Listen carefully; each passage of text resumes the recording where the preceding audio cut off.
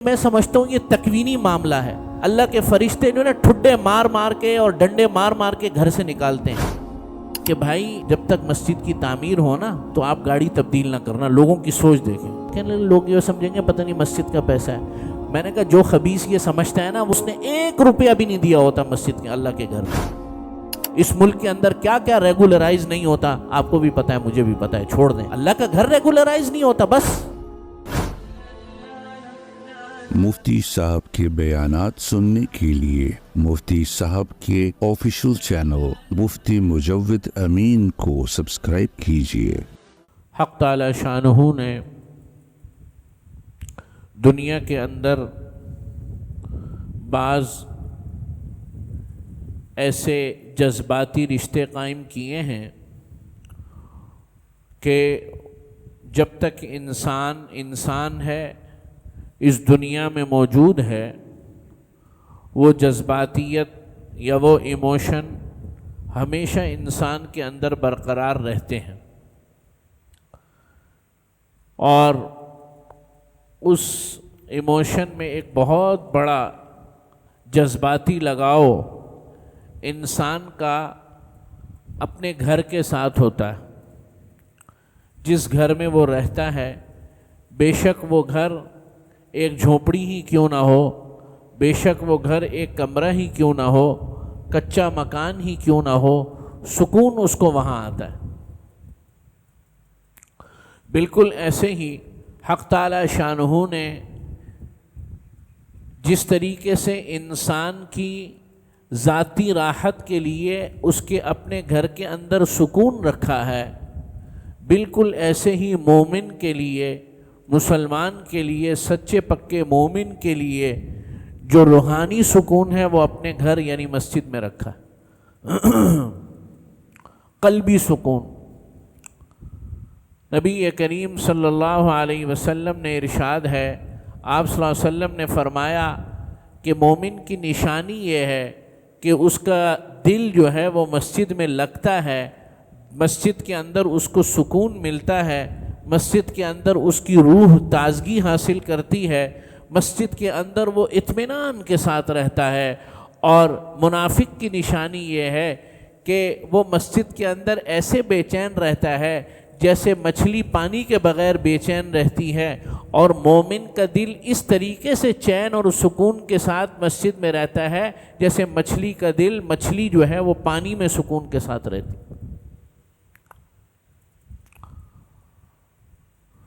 تو اللہ کا یہ گھر, اللہ کے تمام گھر, نبی کریم صلی اللہ علیہ وسلم نے کا ایک اور ارشاد ہے, فرمایا, لمبی حدیث ہے, حضور نے فرمایا کہ قیامت کے دن اللہ کی رحمت کے سائے میں, عرش کے سائے میں جو لوگ ہوں گے ان میں سے ایک شخص وہ ہوگا وَقَلْبُهُ مُعَلَّقٌ بِالْمَسْجِدِ, کہ جس کا دل ہر وقت مسجد میں اٹکا رہتا ہے, یعنی وہ ہر وقت اس خیال میں رہتا ہے کہ کب جو ہے نماز کا وقت ہو اور کب جو ہے اللہ کی طرف سے ندا آئے, مؤذن اللہ اکبر کی ندا بلند کرے اور میں مسجد میں جا کر اللہ کا فرض ادا کروں.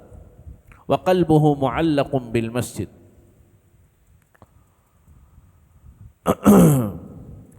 اور منافق مسجد سے جلدی جلدی نکلتا ہے. اللہ رب العزت نے جب جس سال میں جامعہ دارالعلوم کراچی سے فارغ ہوا, قدرت خدا کی, اللہ کی منشا تھی, اس کی مرضی تھی, اگلے ہی 2-4 دنوں میں اللہ نے مصلی اور محراب میں کھڑا کر دیا. تو شروع میں مجھے بڑا برا لگتا تھا کہ یہ جو فوراً نماز کا سلام پھرتا ہے اور کچھ لوگ ٹھک کر کے باہر نکلتے ہیں, یعنی ان کا دوسرا سلام مسجد سے باہر ہوتا ہے. مجھے بڑا غصہ آتا تھا, یہ کیا تماشا ہے. اور پھر ہم نے اپنے بعض بزرگوں کو دیکھا کہ وہ بڑی سخت ناراض بھی ہوتے تھے. اور ایک دن ایسا ہوا کہ جامعہ دارالعلوم کراچی میں یہ جو فرض نمازوں کے بعد اجتماعی دعا ہم کرتے ہیں, آج یہ مسئلہ بھی بتا دوں چونکہ درمیان میں آ گیا, یہ اجتماعی دعا جو ہم فرض نمازوں کے بعد کرتے ہیں، نبی کریم صلی اللہ علیہ وسلم سے دعا تو ثابت ہے، لیکن یہ اب ضروری سمجھ لیا گیا ہے. یعنی یہ امام کا ہاتھ اٹھانا اور پیچھے سے مقتدیوں کا ہاتھ اٹھانا اور پھر امام کے ساتھ ہی مقتدیوں کا ہاتھ کو جو ہے وہ پھیرنا اور پھر اس کے بعد منتشر ہو جانا، یہ سنت عمل نہیں ہے. یہ میں صاف الفاظ میں آج بتا رہا ہوں. سمجھ رہے بات؟ سیدھی سی بات ہے. امام خود ڈرتے ہیں کہ اگر یہ نہیں کرے پتہ نہیں پیچھے شور شرابہ نہ شروع ہو جائے، ارے آج جو ہے دعا نہیں ہوئی. تو انشاءاللہ میرا ارادہ ہے میں کبھی کبھی نماز میں اب چھوڑا کروں گا. جامعہ دارالعلوم کراچی میں بہرحال جو میں بات بتا رہا تھا، دیکھیں دعا کی ممانعت نہیں ہے، بلکہ فرض نماز کے بعد کا موقع وہ موقع ہے کہ جن میں سب سے زیادہ دعا قبول ہوتی ہے. لیکن میں دعا کی ترکیب اور اس کی حیت کی بات کر رہا ہوں. سمجھئے آپ؟ تو دارالعلوم میں ہمارے یہاں چونکہ بزرگ ہیں، اکابر ہیں، مسئلے کا بھرپور علم ہے، تو دعا طلبہ کرتے ہیں، خود کرتے ہیں. امام مفتی عبدالرؤوف صاحب سکھروی اور دیگر ائمہ سلام پھیرتے ہیں، وہ خود دعا کرتے ہیں، آواز بلند نہیں ہوتی. تو اکثر طالب علم اٹھ جاتے ہیں، بعض طالب علم اٹھ بھی جاتے ہیں، کوئی مسئلہ نہیں. لیکن حضرت نے محسوس کیا ایک دن، حضرت مولانا تقی صاحب موجود تھے، مجھے یاد ہے عصر کی نماز میں، کہ وہ یوں کر کے سلام پھیرا نا، تو عصر کے بعد ویسے بھی چائے وائے پینی ہوتی ہے طلباء نے، تو وہاں کینٹین پر رش بھی لگ جاتا ہے، تو یوں کر کے سلام پھیرا اور ایسے ہی کر کے کھڑے ہو اور لائن کی لائن نکل. تو حضرت مولانا تقی صاحب ایک دن دروازے پر آ گئے اٹھ کے نماز سے. یہ کیا طریقہ کار ہے؟ تمہیں مسنون اذکار نہیں آتے؟ طلباء ہو کر، دین کے طالب علم ہو کر تم لوگ اس طرح اٹھ کر جاتے ہو؟ تمہیں بے چینی لگی رہتی ہے مسجد کے اندر؟ چلو بیٹھ جاؤ وہاں. لیکن وہ تو استاد شاگرد کا معاملہ ہے. سمجھ رہے ہیں بات؟ یہاں تو ایک سے ایک ہے بھائی، ہر کوئی نواب ہے. تو میں بہرحال یہ کہہ رہا تھا کہ شروع میں مجھے بڑا غصہ آتا تھا، یار یہ کیا طریقہ کار. بعد میں دل میں اطمینان ہو گیا، اب غصہ نہیں آتا. وہ اس لیے کہ میں سمجھتا ہوں یہ تکوینی معاملہ ہے. اللہ کے فرشتے جو نا ٹھڈے مار مار کے اور ڈنڈے مار مار کے گھر سے نکالتے ہیں، تو مجھے کیا ضرورت پڑی ہے روکنے کی؟ اللہ کے نبی فرما رہے ہیں کہ منافق کا دل جو ہے وہ مسجد میں بے قرار رہتا ہے، فوراً نکلتا ہے جناب. تو مجھے کیا ضرورت پڑی ہے بھائی؟ جب فرشتے خود نکال رہے ہیں تو ہم تو نہیں روک سکتے. تو الحمدللہ اب اطمینان ہو گیا. پہلی صف سے بھی بعض حضرات صبح فجر میں نکلتے تھے، اب میں بالکل، اب مجھے ٹینشن نہیں ہوتی.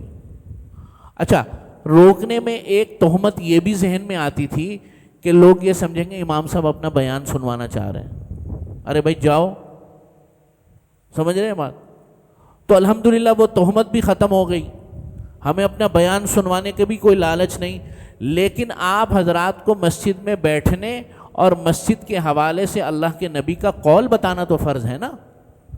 چنانچہ حضور فرما رہے ہیں کہ مومن کا دل مسجد میں لگتا ہے جیسے مچھلی کا دل پانی میں لگتا ہے، اس کو قرار اور چین اور سکون ملتا ہے.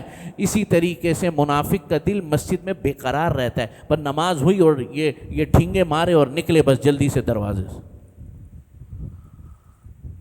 تو بھائی جس کا یہ عمل ہے نہ ہمیں روکنے کی ضرورت ہے، وہ خود اپنے اوپر غور کرے کہ میں کس درجے میں کھڑا ہوا ہوں.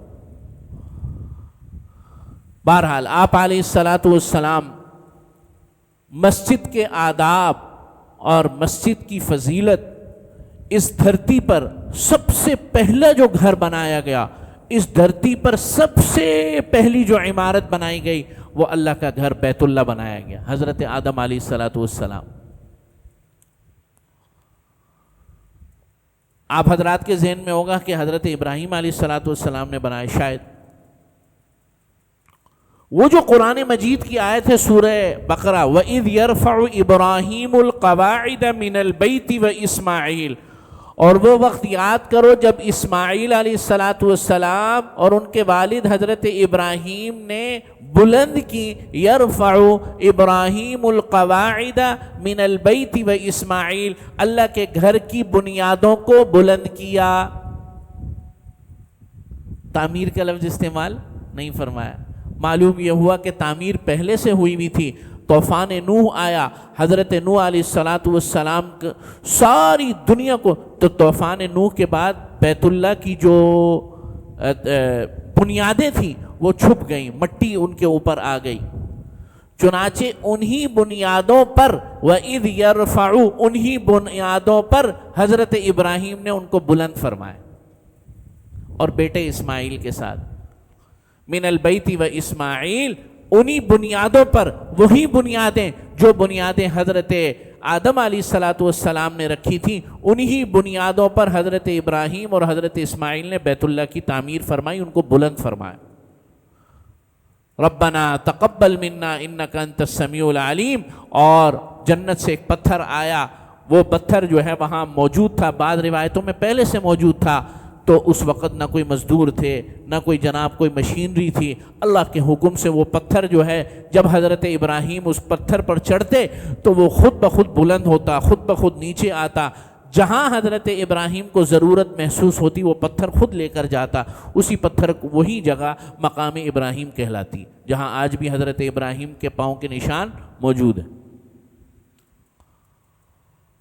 تو بیت اللہ کی تعمیر سب سے پہلے اس دھرتی پر جو تعمیر ہوئی وہ اللہ نے اپنے گھر کی تعمیر فرمائی. نبی کریم صلی اللہ علیہ وسلم مدینہ منورہ تشریف لے گئے. ابھی مدینہ منورہ پہنچتے ہیں, مہمان ہیں اور ابھی جو ہے یعنی مہمان کی حیثیت, یعنی ابھی مدینہ پورا نہیں پہنچے, اور مدینے سے باہر قباء کی بستی کے اندر جو ہے وہ آپ علیہ السلام قیام فرماتے ہیں. وہاں آپ علیہ السلام نے اسلام کی سب سے پہلی مسجد کی بنیاد رکھی, مسجد قباء. مدینہ آئے, مدینہ کے مضافات میں آ کے سب سے پہلے کس چیز کی بنیاد رکھی؟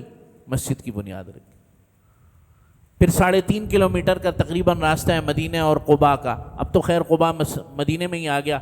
پھر حضور مدینہ تشریف لائے اور حضرت ابو ایوب انصاری کے میزبانی میں رہے کچھ دن. ایک دن دیکھا کہ خالی جگہ موجود ہے, خالی جگہ موجود ہے. فرمائے کس کی جگہ ہے؟ کہنے لگے 2 یتیم بچے ہیں ان کی جگہ ہے. فرمایا میرا جی چاہتا ہے کہ یہاں مسجد کی تعمیر کروں, تو ان 2 یتیموں کو بلاؤ. وہ 2 بچے آئے. فرمایا مطلب وہ اتنے بھی چھوٹے نہیں تھے لیکن تھوڑے سے سمجھدار تھے.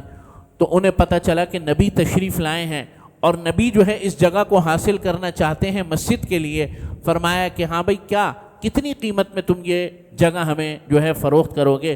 دونوں بچے کہنے لگے نہیں یا رسول اللہ, یہ آپ اللہ کا گھر بنائیں گے, ہماری طرف سے ہدیہ ہے. فرمایا نہیں, یہ اسلام کی پہلی مسجد سے مراد مسجد قباء کے بعد یہ میری نام سے موسوم ہوگی, پوری قیمت ادا کی جائے گی.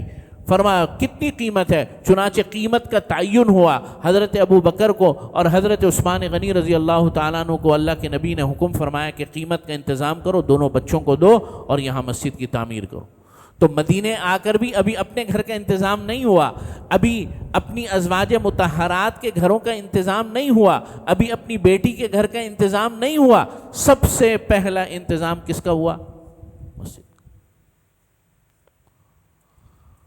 تو مسلمان معاشرے کے لیے مسجد اس سے یہ پتہ چلتا ہے کہ جس طریقے سے پانی, گیس, سڑک یہ بنیادی ضروریات میں ہے کسی بھی مسلم معاشرے کے لیے, اسی طریقے سے مسجد کا موجود ہونا بھی کیا ہے؟ بنیادی ضروریات میں سے. بھائی بالکل ایسی جیسے پانی ضروری ہے, جیسے بجلی ضروری. آپ کہیں ایسی جگہ گھر لیتے ہیں جہاں پانی نہ ہو, جہاں بجلی نہ ہو؟ لے تو لیتے ہیں پلاٹ وغیرہ, لیکن منتقل تو اس وقت ہی ہوتے ہیں جب کوئی وہاں انتظام ہو جائے, بجلی کا انتظام ہو جائے, سڑک کا انتظام ہو جائے, بیسک نیسیسٹیز بنیادی ضروریات وہاں آ جائیں, تبھی جاتے ہیں نا. اسی لیے مسلمان معاشرے کے لیے, مسلمانوں کے لیے مسجد کی وہی حیثیت ہے جو بنیادی ضروریات کی حیثیت. اسی لیے اللہ کے نبی جہاں جا رہے مسجد کو قیام فرما. اور پھر یہ کہ جب قباء کی تعمیر فرما دی نا حضور نے, پھر ایسا نہیں کہ قباء کو حضور بھول گئے, بلکہ ہر روز ہفتے کے دن آپ صلی اللہ علیہ وسلم مسجد قباء تشریف لے جاتے تھے، بلکہ پھر قباء کی وہ فضیلت بیان کی، قرآن نے بھی قباء کی فضیلت کو بیان کیا، فیہ رجال یحبون ان یتطہروا واللہ یحب المطہرین۔ اہل قباء جو ہے استنجا بھی کرتے تھے، طہارت کا بہت خیال رکھتے تھے، استنجا بھی کرتے تھے دو طریقوں سے، پانی سے بھی اور ڈھیلے سے بھی۔ قرآن مجید میں اللہ نے ان لوگوں کی تعریف فرمائی، ایسے لوگ ہیں فیہ رجال یحبون ان یتطہروا واللہ یحب المطہرین۔ اے نبی آپ ان لوگوں کے ساتھ کھڑے ہوا کیجئے کہ جو بہت زیادہ طہارت کو محبوب رکھتے ہیں۔ اللہ کے نبی نے فرمایا جو شخص اپنے گھر سے پاک صاف ہو کر وضو کر کے یا غسل بھی کر کے صرف مسجد قباء میں آئے اور مسجد قباء میں آنے کے بعد 2 رکعت پڑھے، اللہ تعالیٰ اس کو ایک عمرے مقبول عمرے کا ثواب عطا فرما۔ اور یہی وجہ ہے کہ حضور جب تک موجود رہے، جب تک حیات رہے، آپ صلی اللہ علیہ وسلم باقاعدگی سے قباء تشریف لے کر جاتے۔ معلوم یہ ہوا کہ صرف مسجد کو بنانا نہیں ہے، انما یعمر مساجد اللہ، بلکہ مسجد کو آباد بھی کرنا ہے، نمازیوں سے بھی آباد کرنا ہے، نمازوں سے بھی آباد کرنا ہے، اس کے اندر کوئی ٹوٹ پھوٹ ہے اس کو بنانے سے بھی آباد کرنا ہے، ہر قسم کی آبادی، ظاہری آبادی بھی اور باطنی آبادی بھی، یہ مسلمانوں کو شیوا ہونا چاہیے۔ نبی کریم صلی اللہ علیہ وسلم نے حضرت بلال رضی اللہ تعالیٰ عنہ کو نا مسجد نبوی کے دیکھ بھال کا ذمہ لگایا ہوا تھا۔ حضرت بلال مسجد نبوی کی دیکھ بھال فرماتے اور جو ہے صفائی فرماتے اور دلچسپی لیتے، اس کی چیزوں کو ترتیب سے رکھتے۔ آپ صلی اللہ علیہ وسلم بھی جو ہے خوب ترتیب کے ساتھ چیزوں کو رکھنا پسند فرماتے، یہاں تک کہ آپ خود اندازہ لگائیں کہ جب مسجد شروع میں تعمیر ہوئی تو قریب قریب جتنے بھی گھر تھے سب کے دروازے مسجد کے صحن میں کھلتے تھے۔ تو شروع کا دور تھا، نمازی کم تھے، آہستہ آہستہ نمازی بڑھنے لگے۔ آپ علیہ الصلوۃ والسلام نے سب کو کہہ دیا ساروں کے دروازے بھائی بند کر دو، مسجد میں جو بھی دروازہ کھلتا ہے آج سے وہ دروازہ بند سوائے ابو بکر صدیق کے، اس کا دروازہ کھلا رہے گا بس۔ آج بھی کھلا ہوا ہے، آج بھی کھلا ہوا ہے۔ چنانچہ موجودہ حکومت وہ ایک پردہ سا لگا ہوتا ہے، لیکن دروازہ حضرت ابو بکر صدیق کے گھر کی جہاں جگہ تھی وہ آج بھی کھلا ہوا ہے، بند نہیں کرتے اس کو، اللہ کے نبی کھول کے گئے تھے۔ تو آپ علیہ الصلوۃ والسلام بھی چیزوں کو دیکھتے ہیں۔ حضرت تمیم داری رضی اللہ تعالیٰ عنہ ایک دن آپ صلی اللہ علیہ وسلم فجر کی نماز پڑھنے آئے، اس وقت چراغ کا انتظام نہیں تھا، مسجد کے اندر روشنی کا انتظام نہیں تھا۔ حضرت تمیم داری رضی اللہ تعالیٰ عنہ کسی سفر پر گئے، وہ سفر سے واپس آئے تو وہ چراغ اور وہ جو شیشے کے اندر جو ہوتے ہیں ان کو لے کر آئے کہیں سے، اور رات کو لا کر حضرت تمیم داری نے ان کو مسجد میں رکھ دیا۔ نبی کریم صلی اللہ علیہ وسلم صبح فجر کی نماز میں تشریف لائے، دیکھا مسجد روشن ہے۔ آپ صلی اللہ علیہ وسلم نے فرمایا کس نے کیا، کون لایا؟ فرمایا تمیم داری۔ بلایا، اللہ کے نبی نے فرمایا اے تمیم تو نے اللہ کے گھر کو روشن کیا، اللہ تیری قبر کو بھی ایسے ہی روشن کرے۔ تو حضور خوش ہوتے تھے۔ حضرت بلال آپ علیہ الصلوۃ والسلام کے جانے کے بعد ملک شام چلے گئے۔ جب شام چلے گئے تو چونکہ حضرت بلال کا مزاج ایسا ہوا کہ حضور کے بعد مدینے میں دل نہیں لگتا تھا، ملک شام چلے گئے۔ حضرت ابو بکر رضی اللہ تعالیٰ عنہ ایک دفعہ سفر میں ملک شام گئے اور حضرت بلال رضی اللہ تعالیٰ عنہ کے گھر گئے۔ حضرت بلال سے گپ شپ لگائی۔ حضرت بلال نے تھوڑی دیر حال احوال پوچھنے کے بعد فوراً کہا کہ اے امیر المؤمنین، اللہ کے گھر کی مسجد، اللہ کے نبی کی مسجد کیسی ہے؟ وہ جگہ وہیں پر ہے، فلاں جگہ وہیں پر ہے، فلاں چیز وہیں پر ہے، جو چیز میں جہاں رکھ کر آیا تھا۔ یعنی دلچسپی۔ تو میرے عزیز دوستوں اور بزرگوں، معلوم یہ ہوا کہ مومن جو ہے وہ مسجد کے اندر دلچسپی لیتا ہے، اللہ کے گھر میں دلچسپی لیتا ہے۔ لیکن اب مسئلہ یہ ہے، اب میں تھوڑی فضیلتیں بیان کر دی نا، تو بھئی تھوڑی سی جو ہے نا کڑوی گولی بھی سن لو۔ اب ہمارے یہاں دلچسپی لینے کے مختلف معیارات ہیں، ایک امام کو انگلی کر رہا ہے، دوسرا جو ہے نا وہ خادمین کو انگلی کر رہا ہے، تیسرا جو ہے نا جناب والا وہ کمیٹی کو جو ہے برا بھلا کہہ رہا ہے۔ یہ ہمارے یہاں دلچسپی یہ ہے۔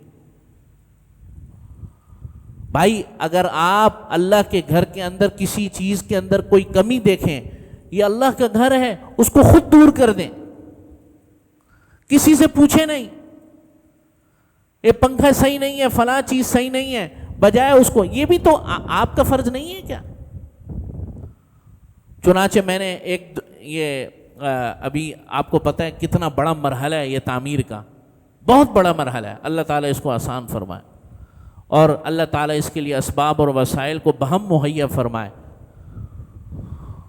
تو مجھے ایک دوست نے کہا کہ بھائی حضرت امام صاحب، وہ آپ کو کچھ چیزوں کا شوق ہے، گاڑی واڑی آپ تبدیل کرتے رہتے ہیں، جب تک مسجد کی میرے مخلص ہیں، جب تک مسجد کی تعمیر ہو نا تو آپ گاڑی تبدیل نہ کرنا، لوگوں کی سوچ دیکھیں۔ میں نے کہا کیوں؟ خیریت؟ میں نے کہا 2-3 سال لگیں گے، کہنے لگے لوگ یہ سمجھیں گے پتہ نہیں مسجد کا پیسہ ہے۔ میں نے کہا جو خبیث یہ سمجھتا ہے نا، وہ سب سے زیادہ اس نے 1 روپیہ بھی نہیں دیا ہوتا مسجد کے، اللہ کے گھر میں، اور جس نے دینا ہوتا ہے نا وہ ابھی یہ مرحلہ گزر رہا ہے نا، اندازہ ہو رہا ہے، ایسے ایسے لوگ ہیں، واللہ العظیم میں ممبر پر بیٹھا ہوں، میں نے اللہ کو جواب دینا ہے، ایسے ایسے لوگوں نے ایسی ایسی رقم دی، یقین کریں اللہ کی قسم مجھے ان کے نام نہیں پتا، مجھے نام بھی نہیں پتا۔ میں نے کئی دفعہ کوشش کی، ایک صاحب نے اچھی رقم دی، 2-3 دفعہ دی، میں نے کہا آپ کا نام کیا ہے؟ کہتے ہیں نام کو چھوڑیں امام صاحب، بس ہو گیا، فون پہ رابطہ ہے، ملا بھی نہیں، کبھی دیکھا بھی نہیں۔ جو کرنے والے ہوتے ہیں وہ ایسے ہوتے ہیں،